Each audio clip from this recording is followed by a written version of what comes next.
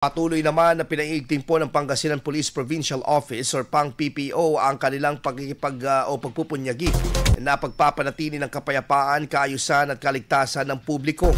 Sa pinaigting na kampanya laban sa illegal na droga, nadakip ng mga operatiba mula Oktubre 24 hanggang 30 ng taong kasalukuyan ang 8 suspect sa pamamagitan ng anti-illegal drug operations kung saan nakumpiska ang nasa 39.10 na gramo ng shabu na may tinatayang mahalagang 265,880 pesos batay sa standard drug price. Samantala sa mga manhunt operations naman ay sinagawa sa iba't ibang bahagi ng Pangasinan, 14 na individual na kabilang po sa listahan ng other wanted persons na ang naaresto. Sa mga focus police operations, isang lumabag ang nadakip at isang hindi lisensyadong barila ang nakumpiska naman. Bahagi ito ng tuloy-tuloy na hakbang upang maiwasan ang mga insidenteng may kinalaman sa baril at masigurong kaligtasan ng mga mamamayan.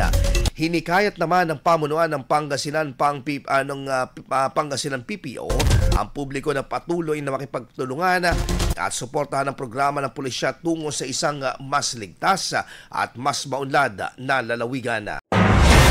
IFM News. IFM News. IFM News.